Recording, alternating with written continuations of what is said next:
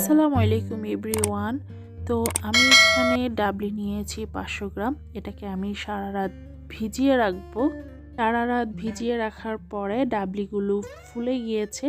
এখন আমি এটাকে সুন্দর মতো ধুয়ে পরিষ্কার করে সিদ্ধ করতে দিই। প্রথমে আমি যে হাঁড়িটায় সিদ্ধ বসাই সেটার মধ্যে দিয়ে দিলাম।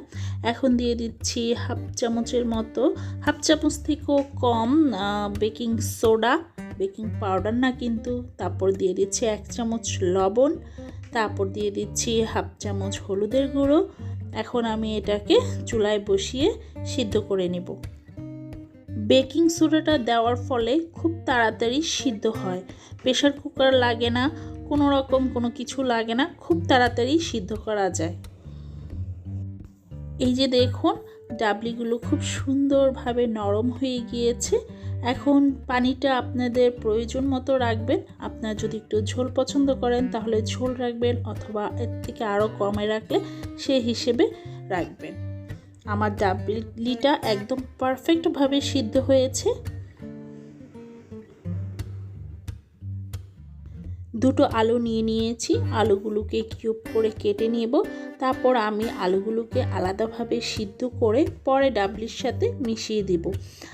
এই কাজটা আগেও করা যায়, আলুগুলো ডাবলির সাথে দেওয়া যায়, কিন্তু আমি আলুগুলো আস্ত রাখতে চাই, সেজন্য আমি পরে দিচ্ছি। আপনারা চাইলে আগে না দিয়ে যখন ডাবলিটা আধা সিদ্ধ হয়ে আসবে তখন দিয়ে দিতে পারেন। তো এখানে আমি আলুগুলো দিয়ে দিয়েছি চটপটির ডালের সাথে। এখন ভালো করে এটাকে ফুটিয়ে নিব। এখন আমি কয়েকটা ফুচকা ভেজে নিব। এটা প্যাকেটের ফুচকা, তো আপনারা চাইলে এভাবেও দিতে পারেন, অথবা বাসায় বানিয়েও ব্যবহার করতে পারেন। তো আমার কাছে এটা ছিল এবং ঝামেলাহীন, সেজন্য আমি কয়েকটা ফুচকা ভেজে চটপটিতে ব্যবহার করব। তারপর আমি এখানে কিছু পেঁয়াজ কুচি নিয়েছি, শসা কুচি নিয়েছি, ধনিয়া পাতা কুচি, কাঁচামরিচ কুচি, দুটো ডিম নিয়েছি। যতটুকু ব্যবহার করব অতটুকু এখান থেকে আমি নিয়ে নিব। এই যে দেখুন কি সুন্দরভাবে আমার ডাবলি এবং আলু মিক্সড হয়ে গিয়েছে। এখন আমি যতটুকু লাগবে ততটুকু চটপটি বানিয়ে নিব। এখন আমি এখানে দিয়ে দিচ্ছি আমার প্রয়োজন মতো চিলি ফ্লেক্স, তারপরে ঘরে বানানো চটপটি মশলা, বিট লবণ। আপনারা স্বাদ অনুযায়ী লবণ দিবেন, যে যতটুকু খেতে পছন্দ করেন।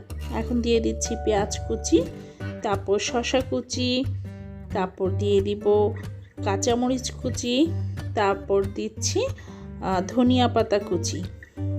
আর সবচেয়ে মোস্ট ইম্পর্টেন্ট টকটা, এটা তেঁতুলের টকটা আমি বানিয়েছি চিলি ফ্লেক্স, চটপটির মশলা, চিনি, বিট লবণ, নর্মাল লবণ দিয়ে তেঁতুলের টকটা বানিয়ে নিয়েছি। তারপর আমি এটার মধ্যে তেঁতুলের টক দিয়ে দিলাম। এখন আমি ডিমটা কুচি করে দিয়ে দিব। তারপর সব লাস্টে আমি ফুচকাটা ভেঙে দিয়ে দেব। তো এই যে দেখুন আমার চটপটি রেডি।